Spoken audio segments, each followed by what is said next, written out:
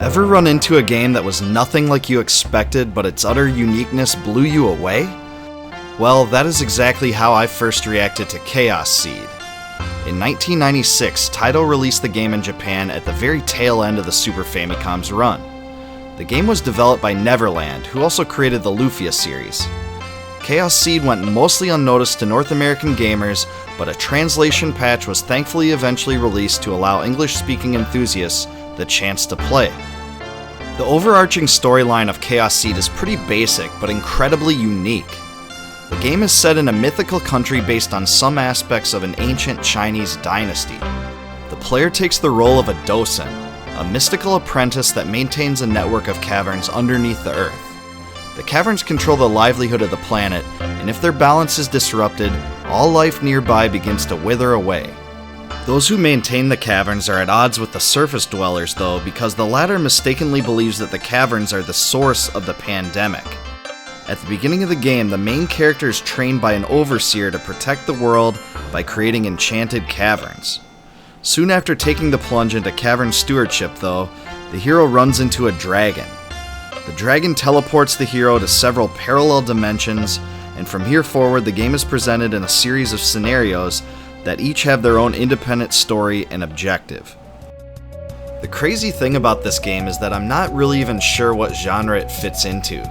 It's something of a mixture between an action RPG, a simulation, and a strategy game, but even that combination isn't even the best way to describe it. In fact, Chaos Seed managed to steer clear from almost every stereotype imaginable for a game by offering such a unique premise and playstyle. And the game should definitely be commended for that, if for nothing else. Each scenario in Chaos Seed involves restoring a cavern network, and most of the game takes place in the caves themselves. Enchanted caves have to be constructed by the player through a series of tasks. Each individual room in the cavern is assigned one of the 5 Chinese elements: earth, wind, fire, wood, and metal. The player is given vast control over the purpose of each room, and prospective functions are determined by the room's element. In the first scenario, the player must gather 1,000 energy and place it into the dragon vein in order to find success. When breaking into a new room, you often have to fight your way through a bunch of rocks or packs of enemies, using action-oriented commands to deal damage. Your party has set hit points and magic points though, and you can quickly be overcome by large packs of enemies if you aren't careful. Unlike many of the other games on the system, you can also move in 8 directions as the game incorporates diagonal combat. Creating caverns requires the player to think about the types of rooms to build to conquer the game's challenges. For instance, one use of the rooms is to produce energy and sentan. Think of energy as resources to build rooms, and sentan as resources to upgrade them. Each of the different room types can be upgraded to provide additional assistance toward the end goal. Some of the other rooms have other functions, such as extracting items that help progression of your character, producing monsters to assist you in your party, and a room that lets you visually observe what is transpiring in the other rooms. Chaos Seed is honestly very complicated to learn, but the game does provide an intuitive tutorial that helps quite a bit. The game forces you to strike a balance between creating and maintaining the caverns, all the while forcing you to deal with monsters and enemies that attempt to crowd into your enchanted cave and destroy it. The action-oriented combat in Chaos Seed is really fun, but it takes some time to get used to.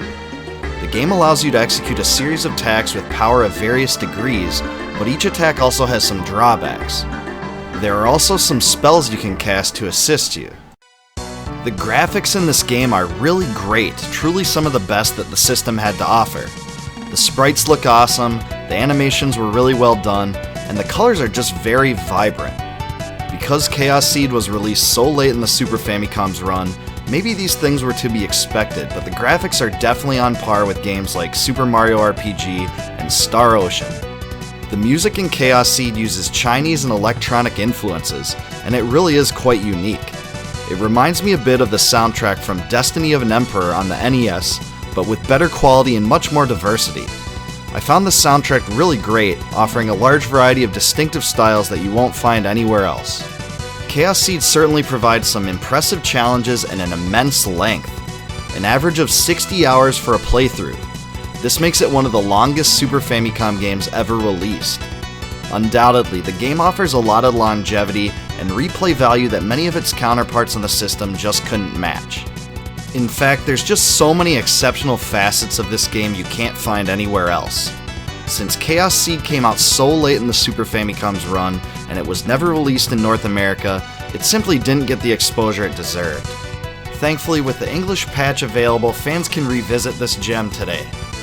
And that'll do it for my Chaos Seed retrospective and review. If you like this game, please leave a comment below on what you enjoyed most about it, subscribe to my channel, and check out my other videos.